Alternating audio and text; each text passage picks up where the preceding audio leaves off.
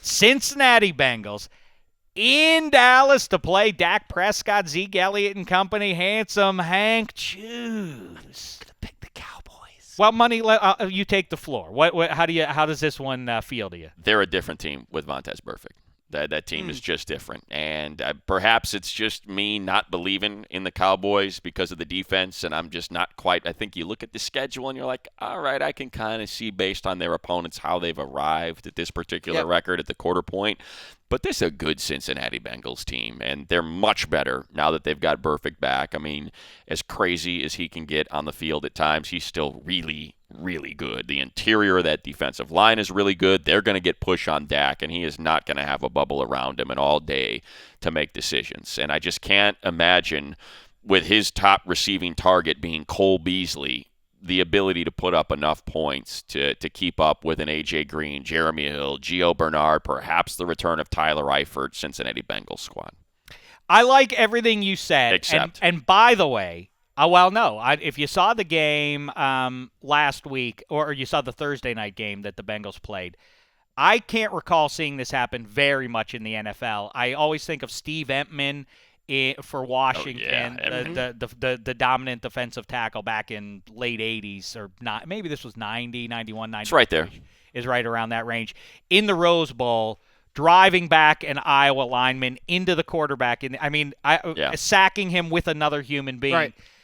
Geno Atkins sacked the quarterback. Brian Tannehill. with an offensive lineman. Using Jamon Bushrod. Yes. Used a good offensive line. Well, I don't know about good. I wouldn't go that far. He used a 300-pound man to sack an NFL quarterback. It was crazy. He's a very strong individual. Yes. So I hear you, but then again, that offensive line, we always cite that as the Lael Collins down now. So we'll see if that has a huge impact on the Dallas front. Yeah, I'm with you. I just think the firepower wins out there. And but you know what though? We talk about it all the time. Rod Marinelli's defense. What is the smoke and mirrors there that they can stay relevant? How can they win games? He's good with those bum pieces that they put out on the field.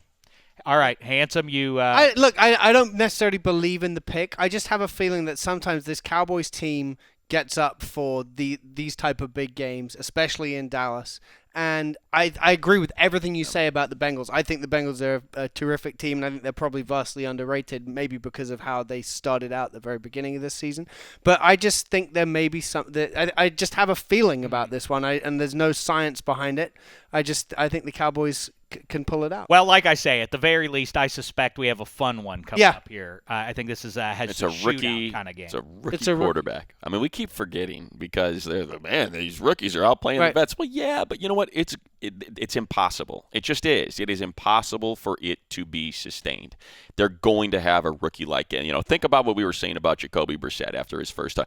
Bill Parcells found this kid in high school and he tutored, and then you're like, oh yeah, there's a pass rush and guys are covered and he can't let go of the football because he's freaking out because he's a rookie and things move fast in the NFL. I'm not saying Dak's not great. He is, because when you think about what was around him on Mississippi State and what he was able to do with that team that is now just garbage, that he's gone, he's great, and he's going to be great. And he has that line, to your point. He has that offensive line. But this is a good defense that he's going to have to deal with, and it's the first time he's had to deal with a really good defense. Last thing on this game, or really the next few weeks for the Cowboys, is this the first game that puts a little dent into Dak, and we start to hear the noise? All right, Romo's going to get back in there. Yes, that's what you suspect. Because I look, he could totally prove me wrong, but just historically speaking, it doesn't work this way. Well, Romo's got to be on some level kind of rooting for. I hope we stay relevant, but the kid can't keep winning games. Right. But here's the thing we have to imagine with Romo. Romo will come back. He's going to get the starting job back again, but he's not going to be playing in week 15.